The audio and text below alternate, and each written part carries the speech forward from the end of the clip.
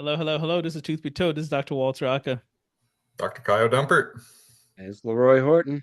So this is more of like a fun, like current event situation, and I'm gonna say it's probably gonna lead into a lot of complaining and bitching No, from us. Can we say no, that?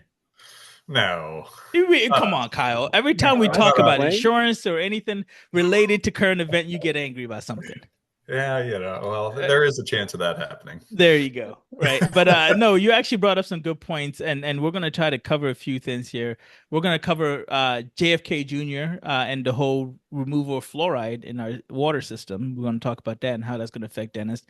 We're also gonna talk about the medical what was it, Kyle? Is the So it was medical debt medical debt, yeah. that cannot be reported to people's credit report or patients' credit reports anymore. So, we're going to talk about how that could affect dental offices because we're apparently included in that. Right.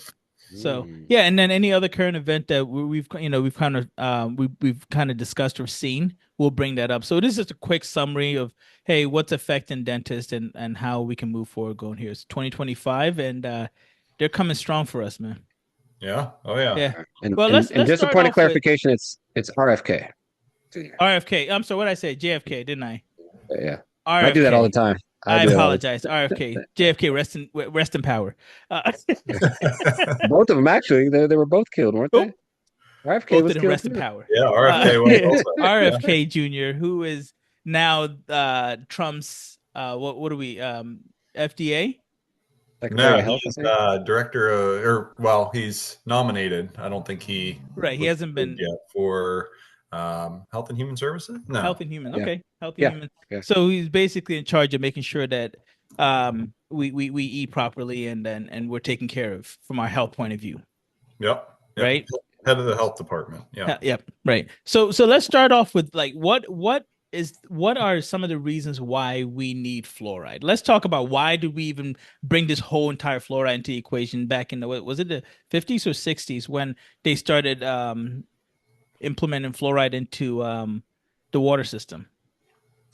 I think it's been about 80 years. Last Oh, report I even saw earlier was than saying that. it's Okay. been 80 years. So, well, actually, no, because now if we're 2024, that would probably be what that'd be the 40s, Yeah. Yeah. maybe 40s or 50s. Yeah. Yeah. So basically, they found some natural fluoride in the water, and those communities were lower risk of getting cavities, and they figured out fluoride was the result of that. And long story short, they started fluoridating water to help developing teeth and become more resistant to cavities. So Correct. this was Grand Rapids, Michigan. First place, 1947, 1945. Okay. Grand Rapids, Michigan. 1945 was the first city to implement fluoride in their water system. And fast forward, you know, all these years, and it was uh, they said it's one of the hailed as by the CDC as one of the 10 great public health achievements of the 20th century. Right. So So for anybody that doesn't know, like why is fluoride beneficial? What do we know that helps with strengthening teeth or preventing cavity? Like how does fluoride really work with your teeth? Just a quick, doesn't have to be very scientific, but how does fluoride bond to your I what I tell patients is in your enamel there's hydroxyapatite, right. and whenever you have acid attack, whether it's through the food we're eating, the stuff we're drinking, or bacteria eating sugar and producing acid, that demineralizes. Mhm. Fluoride takes the place of a hydroxy group on that hydroxyapatite, creates Breaks it down. fluorapatite, and That's that it. is a lot more resistant to acid attack, thereby making the teeth a lot less prone to cavities. Yeah. So basically, we just strengthen the bond Yep. between the teeth structures. We'll just kind of call it like that. We just make it very. It basically the fluoride brings the bonds very close together and makes it tighter. Yep. And it's not temporary, right? Like if you put sunblock on, it might protect you from UV rays temporarily until it washes off. Once that fluoride is embedded in your tooth structure, that is I guess, a much more permanent Right. protection It's a against yep. Covalent bond. kind of that acid attack that Right. causes cavities, right? So this is a really good long-term protection for kids and adults against cavities per se. Right. And so then, but the funny thing is now, RFK is saying, hey, fluoride has a connection to mental disorders, right? Are we saying Lower IQs lower is IQs, the right? And he's yeah. saying that that's his research shows that it's causing lower IQs because we've, I guess, over fluoridated our I public think health, he's or saying there's a risk of and a risk of having lower IQs by having fluoride in the water.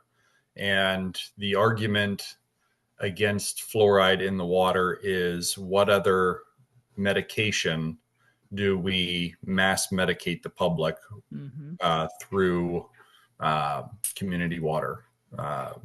And that argument I can get behind a little bit, unless you want to go buy your own bottled water or water purifiers. But they have done it in a way that they've studied what the effectiveness is, or the effective concentration is. And as long as you're staying below that toxic amount, there's a large margin of safety. I think it was, don't quote me on this, but I've heard this several times where the amount of toothpaste that's in a tube of toothpaste is a standard tube of toothpaste is determined because the fluoride in a standard tube of toothpaste, the amount of fluoride in there is anything past that would be the toxic level. So you could eat a whole tube of toothpaste and enough fluoride there's not enough fluoride present to hurt you, kill you. Now, if you eat multiple tubes of toothpaste, that might be an issue. well, But that but says more about you than anything else. but yeah, we put it in the water. It helps kids as their permanent teeth are growing or their baby teeth are growing, incorporate that fluoride. There's not much of an effect for adults because once we're adults, teeth are grown. We have to have the topical, the fluoride has to be physically touching the teeth, and the concentration in water, from my understanding, isn't high enough to really give adults a good topical effect. That's why it's in toothpaste. That's why we do fluoride varnishes. But it really is designed to help kids with cavity control, because as we all know, having a kid with a mouthful of cavities sets them up for, a pretty rough life. So what are we thinking here? Are we thinking, I mean, what do you think the motive is Well, behind okay, this? I well, mean, hold on. Well, so basically, this article that they're referencing basically says that if you have, let's just say you have fluoride in your water system, right? And you have fluoride that's naturally occurring, because fluoride naturally occurs in nature, right? In the soil and rocks and so forth. That combination, so if you have well water and you're also drinking city water, that combination could lead up to 2 milligrams. What is it? 1.5 milligrams per liter, right? Which has actually been connected with about 2 million people in the United States. But that's because they have a high level of fluoride in the soil and the rocks, right? On top of the city water that's been added. So natural city water, if you're in the city and you drink the fluoride in there, you're nowhere near that 2 milligrams, 1.5 milligrams per liter that has been shown to cause IQ reduction. Right. And an argument against the fluoride in the water is any medication is dose dependent with what our age and our body weight is. Wintertime right now, not sweating a whole lot, not outside a whole lot. You might not be drinking a whole lot of water. Summertime, outside, sports, sweating a lot, you might be drinking a lot more water. So you're consuming a lot more medication in times where you're consuming more water compared to other times. A kid versus an adult, it's not easily dose dependent for the medication that's in the water. It depends on what you're drinking. Okay. And here's another thing too that I want us to think about or discuss is the fluoride that we put on kids' teeth when they go in every 6 months for their cleaning. Is that also something that's been factored into this dose that has been causing, that they've kind of connected to low IQ? Are we basically overdosing patients? I don't think that's included because that's typically not consumed, or you don't think of it as being consumed, even though And then toothpaste as well. toothpaste you're spitting out. So that's Right. If the kids are spitting it out. if the kids are spitting it out. Right. The So as a dentist, I believe in fluoride. I put fluoride on my teeth. I use toothpaste that has fluoride. Yes. I believe in it. I sell it to people. I put it on their teeth. I put it on kids' teeth. I believe in fluoride. However, the arguments against it, as far as a mass medication for the people that where they may not have another choice, I can get behind that argument a little bit, but I'm struggling with the getting it out of the water because of the claims of reduction in IQ. And that seems like that's where RFK Jr., a couple other people that I follow online, Paul Saladino, Brian Johnson, he's a longevity guy with through Blueprint. He put an article out about fluoride also. And he goes into all the different studies saying that dramatic IQ loss in children is a risk. Bone cancer is a risk. Arthritis, deterioration of bones, thyroid injury, calcification of your pineal gland. So he went into a bunch of the research looking at everything. He went into a bunch of the research into all of those different areas. And one, there hasn't been any studies that he's found or that I could find reference that dealt with IQ decrease due to fluoride within the United States. A lot of those studies were done overseas for whatever that's worth. And I don't know about you guys, but it's hard. I don't see an easy way with all the other confounding factors to link fluoride to loss of IQ points and loss of 3 to 5 IQ points. That just seems hard to measure and pinpoint down to fluoride. So I think what you're saying is multivariant, and to be able to say it is the fluoride, you would have to be able to statistically factor out every single other socioeconomic, education, access to education, other dietary products, whether it's PLKs or anything like that, to right. say it's just the fluoride, which I haven't, like you're saying, I haven't seen anything that effectively even comes close to be able to make that argument, right? Right.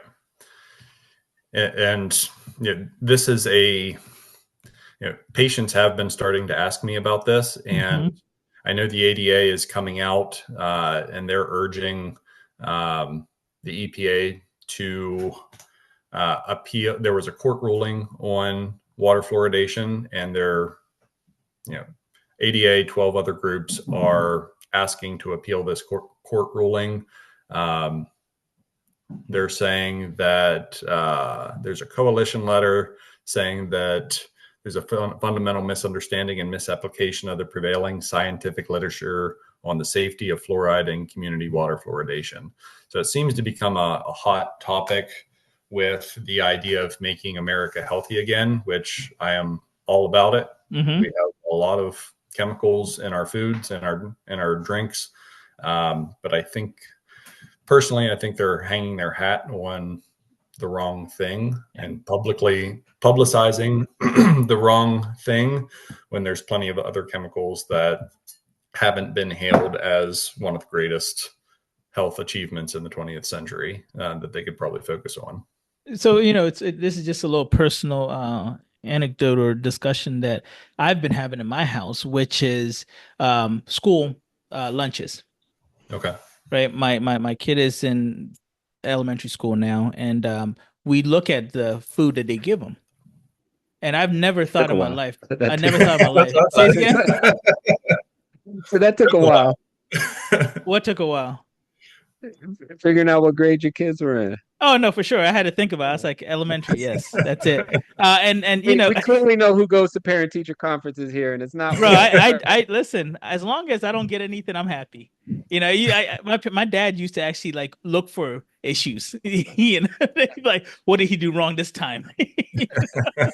But that's another story for another day. But no, all jokes aside, one thing that I've been looking into is basically how processed the food is that the kids are being fed in lunches, right? Hmm. Go to Chick-fil-A, go to McDonald's. The amount of processed food, meat, and stuff that we have in this system already, which we know that actually does lead to inflammatory response by our bodies and all this other fact that can cause cancer, all these red dye 40s, all these other things that are, people eat on a Hmm. regular basis, the pesticides that we're putting on fruits and vegetables and so forth. I mean, like, remember when Chipotle had that E. coli outbreak? Hmm. Right? It's Yeah. because right next to the vegetables, the water that was actually sprayed on the vegetables, right next to the vegetables or right next to the vegetable farm was also a cattle farm. So the feces was actually getting mixed into the water and spraying onto the vegetable. That's how this whole E. coli system kind of came about. So for us to not worry about all those other factors and focus on fluoride, to me, Yeah. is kind of ridiculous. Yeah. And I mean, but you have to also understand that people are easily frightened by things they don't understand. And that's, I think, when we need to come in and say, let's be honest. Like, remember, Kyle, I'm not sure if you guys remember this in dental school, people were terrified of getting x-rays. And I feel like they're No, still still are, there. Yeah. right? And they're like, well, I don't want to get, cancer, da da da. And I'm like, well, have you flown in Yeah. the past year? You've probably got more radiation from that Yeah. than my x-ray machine, but Yep. we have to explain to people like what it really looks like. So I mean, I want you guys to talk about that and kind of what are some of the factors that we have to deal with in dentistry that are misnomers that people don't just kind of misconstrue or the public doesn't know much about. You touched on the dyes. They just banned red dye in foods. So I started. I look at labels, but Yeah. started looking at toothpaste labels, Hmm. and it's hard to find a toothpaste that doesn't have blue food dye in it That's it. because everybody wants that blue toothpaste color. Hmm. I have found a few, but I'd rather get the dye out of the foods versus getting the fluoride out of the toothpaste. That's it. And the ultra processed Yeah. stuff that's already in the food. I mean, like, I don't know. I've never been someone that was this big on like nutrition or anything until really I had kids and I realized how unhealthy, right? But growing up, man, I couldn't wait to have McDonald's. Yeah. But I feel like the stuff that we used to have is so different than what it is now. Yeah. Like, Leroy, kind of put your 2 cents on all this stuff because you're Well, you're a very healthy guy too. yeah, I try, but to me, it's hard to talk about this and not talk about the political aspect of it, right? Because I remember in 2010 when the Obama administration had Yes. the Healthy Hunger Free Kids Act of Yes. 2010. Michelle. And Michelle Obama was also Hmm. championing not only healthy school lunches, but the Hmm. Let's Move initiative, right? Hmm. And if you look, and I think I maybe sent you a couple weeks ago, it was this montage of all the people on the right talking about, well, I like my salt. I should be able to have a cookie, give a cookie to my kid for lunch, There you and go. I shouldn't have the government telling me what I can or can't eat, right? But That's again, true. or New York tried to ban the ultra sized Slurpees, like nothing, Yes. and that was deemed socialism. And now a different group comes in and literally saying the same things. And that's the part that's a little hard to cope with because there are a lot of stuff that RFK has said Yeah. and champions that I agree with, Hmm. but it almost seems disingenuous now Mm. because I'm like, okay, wait a minute. When the other side was saying literally the same exact That's it. thing 2 administrations ago, you thought it was detrimental to the American way. Right. And so, to me, it's about the data, right? Yep. Either we have data that something is safe, or we have data or a lack of data of that safety, right? We have a lot of data about fluoride being safe, especially in the way that we've been doing it. And when I looked up to it, when they fluoridate water, they don't just go to every water source and say, okay, 3 drops per this 3 gallons, 3 drops per that. They test the water first to see what the existing fluoridation is, Right. and then bring it up to was it the zero point 0.7 parts Per per billion. million, Mm-hmm. Yeah. right? And so, not that I walk around just trusting everything that, the government or institutions say, but this just seems like such an odd one to like make a hill that you might die on for a politician. I'm still wondering what the motive is because this is such a benign thing. Why Mm. attack this? Mm. I I understand what you're saying about trying to ban the big gulps and everything, and I'm not for.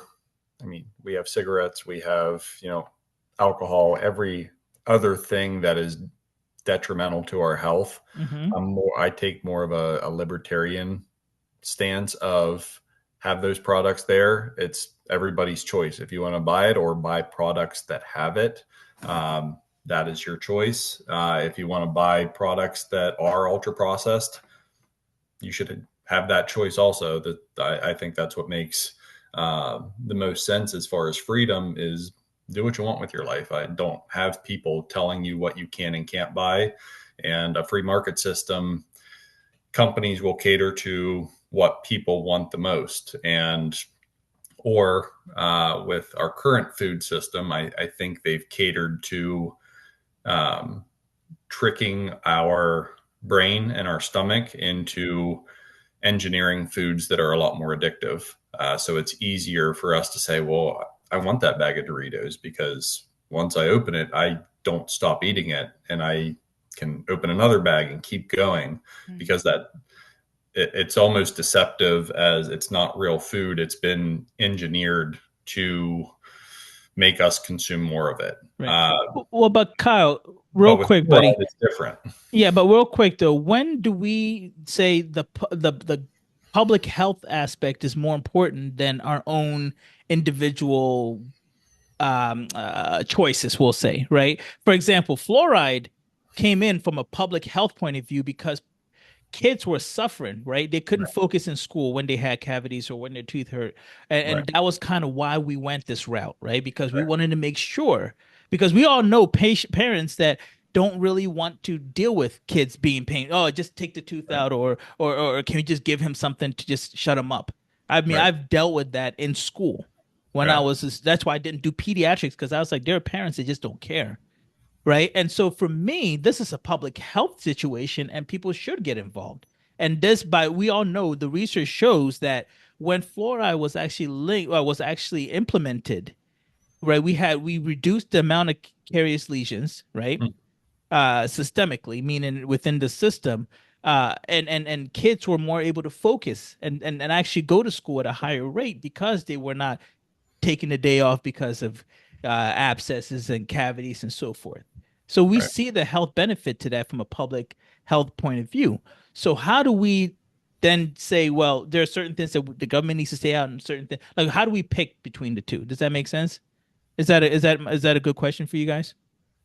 Yeah, it makes sense. I think the past couple of years, the government has lost a lot of credibility, pushing vaccines that didn't have the science behind them, and everybody's a little bit more on edge about, what the actual recommendations are. Again, I believe in fluoride. I don't see a public health risk for it. I Mhm. can understand the argument of getting it out of the water as far as personal choice and um, in an ideal world, Mhm. educating the public on, um, if you don't want fluoride, that's fine, but also stay away from sugar, stay away from acidic things, stay away from the things that actually cause cavities. Mhm. Because if you do that, you really don't need the extra fluoride. if you're brushing, flossing, eating a healthy diet. If you're not doing those things, then you should probably have the fluoride or you're going to deal with the consequences of it. And I agree. Um, Children don't have a say in that Right. because they are the victims of what their parents provide for them. And a lot of times, especially in low socioeconomic communities, there's not a lot of healthy options. Their only options are processed. And I think those are the communities that are going to get hit the hardest by taking fluoride out of the water because they aren't taught how to brush and floss. They aren't taught what a healthy diet is. And so, yeah, I agree with you. It's definitely a public health issue. I'm just saying I can understand the argument of wanting to get it out of the water, but it's not, you can't just leave it at that as take it out of the water. It's take it out, but you need to eat healthier too, and understand the consequences of it. Leroy. How's that working out for us though? Because I understand exactly what you're saying about, and America is very, very obsessed with this notion of personal freedom, right? Right. But you look at on every metric, especially we are underperforming the almost the entire developed world, right? So it's this personal freedom to destroy yourself. When you look at the ingredients, even in McDonald's, compare the ingredients in the McDonald's that's sold in the UK Mm. versus the ingredients in the same exact dishes and meals prepared here.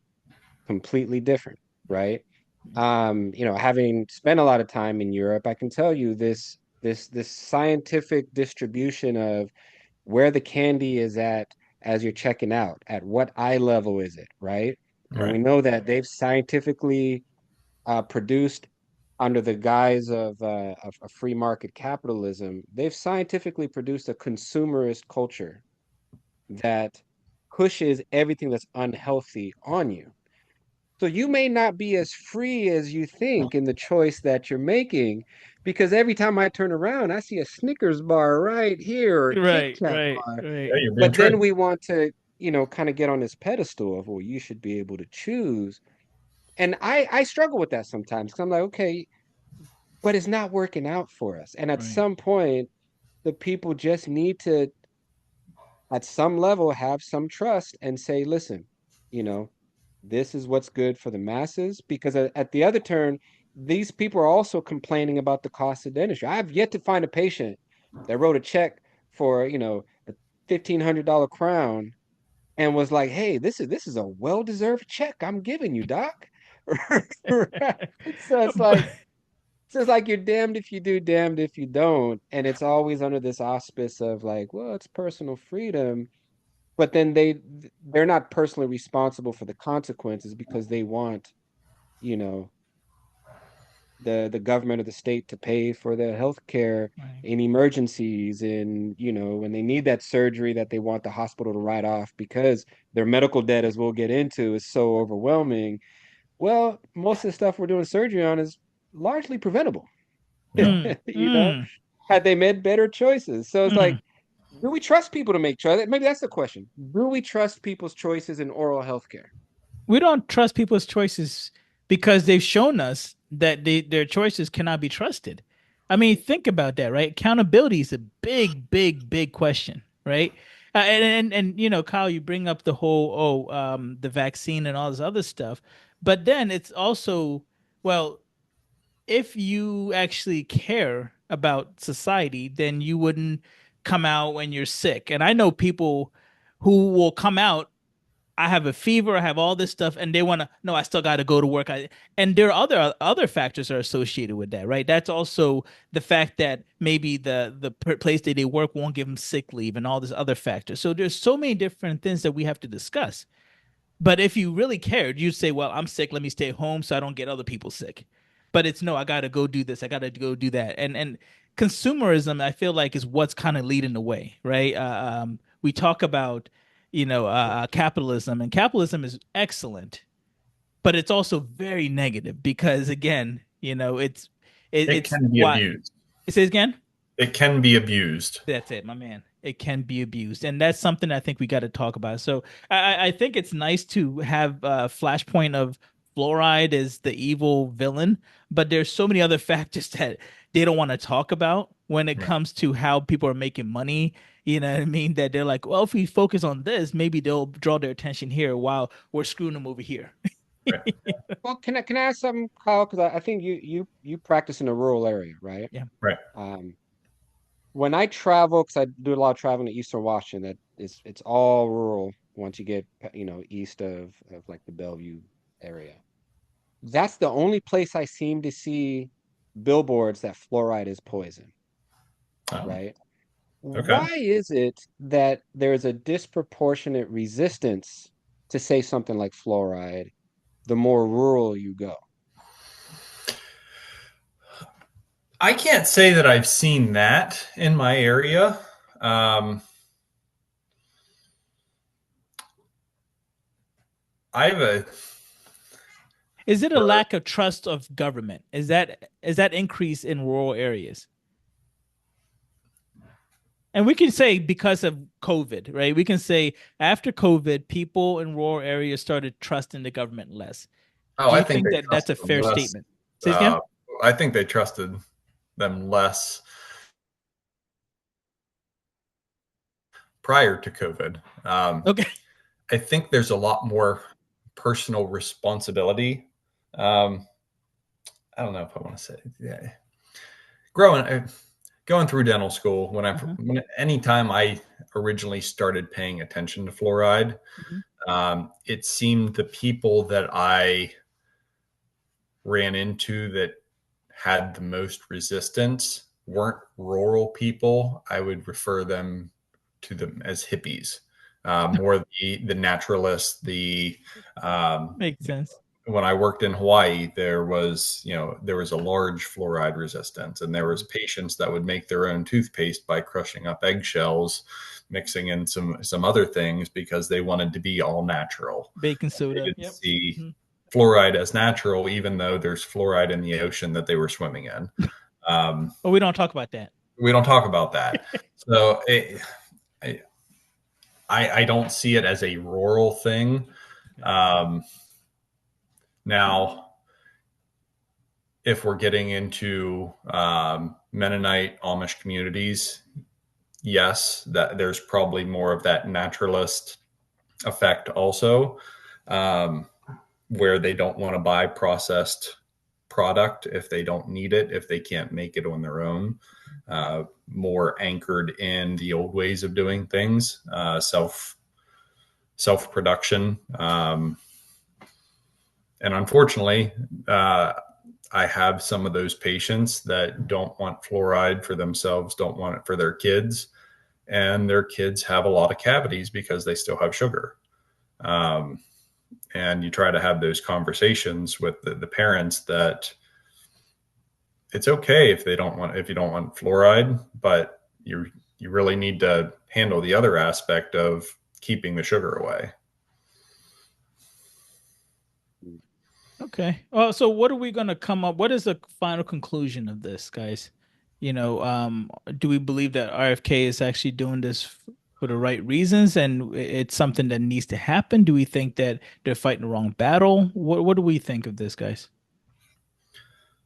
So going back to that Brian Johnson, because he touts his. I have some problems with him. If you're not familiar with him, he just wants to focus on longevity, and he's doing everything he can with his fortune to run tests to extend longevity, reduce his biological age. Is Uh, that the guy that's like infusing himself with like his son's blood or But something like yes, that to yeah, that's do the it? He's doing guy. like yeah, a whole slew of Right. stuff. He's yeah, also like a Okay, billionaire. okay. So he yeah, has Yeah, the yeah, time to yeah, do stupid crap like that. yeah, Yes. Yeah, yeah, he's also a billionaire, and yeah, it's unrealistic. It's dumb, and now he's actually like he's basically like selling like what like ground up like vegetables or something like that, and like oh this is He everything that I takes normally take. over. He takes over 100 supplements a day. That's He's it, he's and got now a he's selling those supplements. vegetarian, vegan diet, which I don't Right. agree with. Um, but in this article he put out about fluoride, the summary he came up with that I don't agree with is public water fluoridation is an outdated measure of the past. While it might partially prevent tooth decay, fluoridation exposes the population, especially children, to unnecessary health and cognitive hazards. Fluoride harms the people it is supposed to protect the most. Children in less affluent households are more likely to consume unfiltered tap water and not have enough supervision regarding fluoride in toothpaste. Water fluoridation should be replaced with more targeted community efforts to improve children's nutrition, health, and dental hygiene.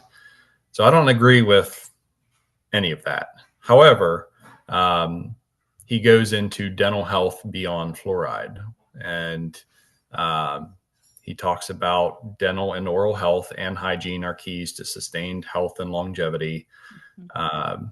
This is due to chronic inflammation and bacterial spread through the bloodstream. Tooth decay and poor oral health have strong links to cardiovascular disease, dementia, other systemic conditions. Gum disease increases the risk of heart disease by 20%. Poor oral health increases the risk of dementia by approximately 22 to 30%.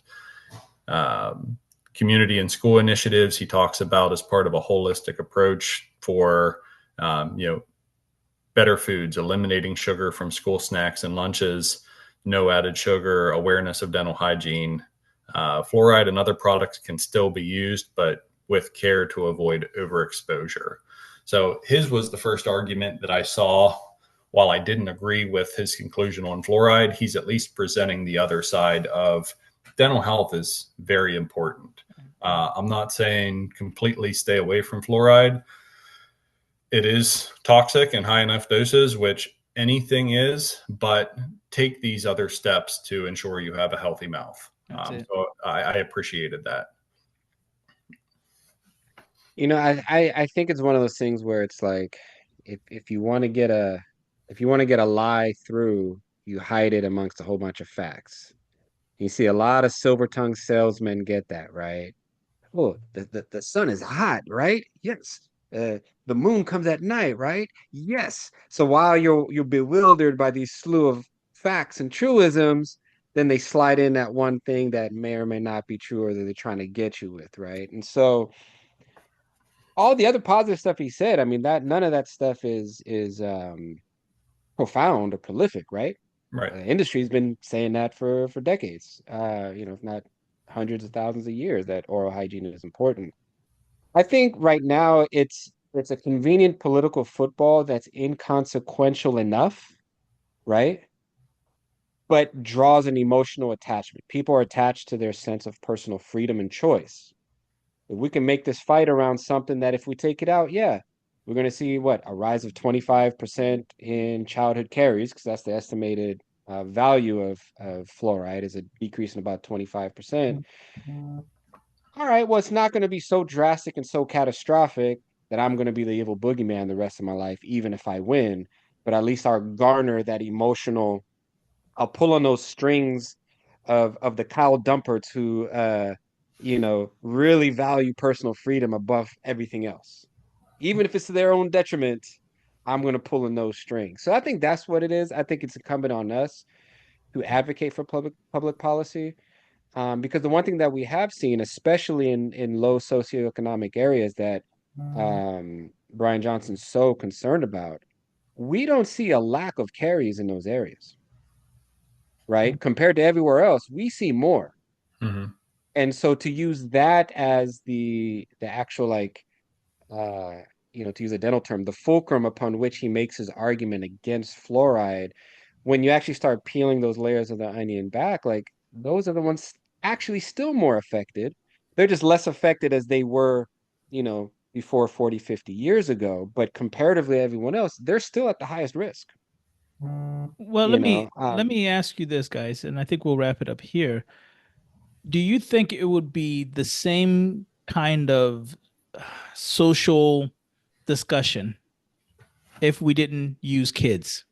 Meaning, if we said this fluoride affects adults' IQ, would it be this much discussion about it if we didn't say, well, it affects your kids' IQ. Because I've noticed anytime you want to scare anybody, you basically bring kids into the equation.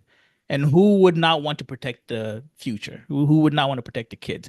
So for them to, I think for them to kind of focus and say, well, it lowers kids' IQ. I think that's where a lot of this discussion is, right? Because we know that fluoride is something that's beneficial, but if we say that it's detrimental to kids, I think that might be where we get the most emotional reaction.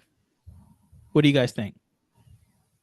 Yeah, kids are, if you say it causes impotence, then people are gonna raise up arms, right? And they're gonna raise up arms.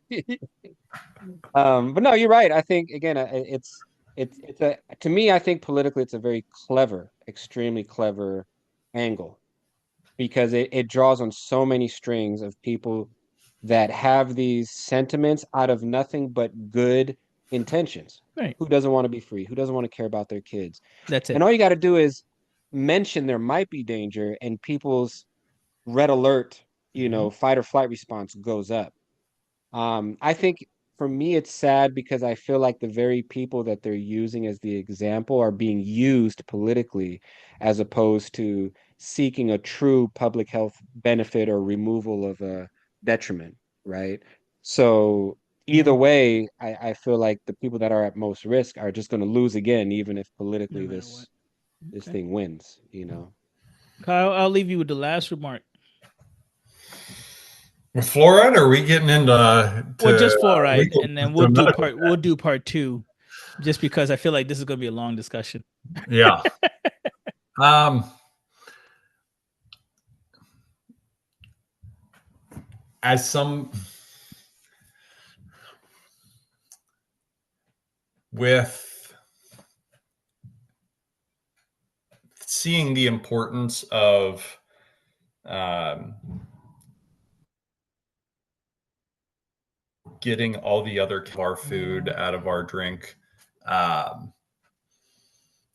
I know the benefits of fluoride, Hmm. and I'm willing to educate my patients on continued use of fluoride. I'm also a believer of letting them have their own choices if they want to avoid it. But if I can educate them, and part of this initiative is to make our food system healthier, Hmm. and fluoride is the sacrificial lamb. I'm okay with that because even with fluoride in the water, as you said, kids are still getting cavities. So if fluoride is a sacrificial lamb to make the whole food system healthier, eliminating the processed stuff, reducing the sugar, then I'm okay with that, in the sense of the greater overall health outcome from it. Okay. All right, cool. We'll leave it as that. Yeah, and then let's just see what happens. Yeah, that's all we can Cool. do. Thank you for listening to this episode of Truth Be Told. The opinions on this episode are just that, our opinions. Please consult your dental professional before taking any action with your dental health. If you have any questions about anything you heard on this episode, please contact us at Real Dentist with an S. That's REAL Dentist with an S at gmail.com. We would be very happy to return any message that we receive because we love the communication that we have with our listeners.